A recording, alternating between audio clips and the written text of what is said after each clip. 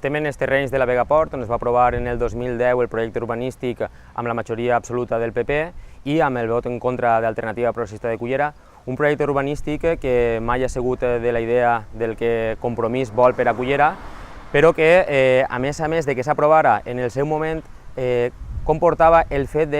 que l'Ajuntament de Cullera era l'agent urbanitzador directe, és a dir, una figura que no és habitual en el que és la pràctica comú dels ajuntaments, però que a dia d'avui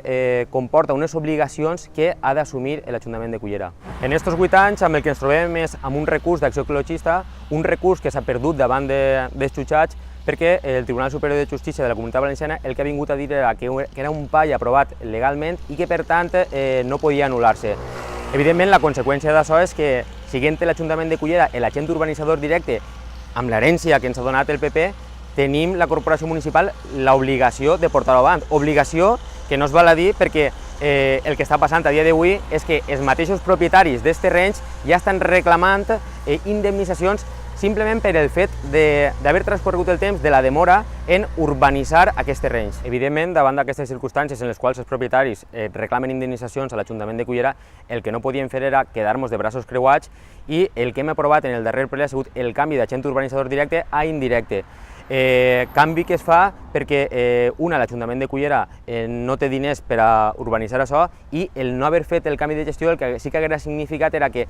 hagueren tingut que pagar indemnitzacions quantioses, però no haguera comportat que la urbanització no es portara avant. Perquè, com bé estaven dient, aquest espai està aprovat legalment i els propietaris dels terrenys, si l'Ajuntament de Cullera no ho urbanitza, haguera acudit als tribunals per a exigir que forçara l'Ajuntament de Cullera a que això s'urbanitzara. El que no anem a fer des de Compromís és votar unes bases que vagin en contra del que sempre hem defensat,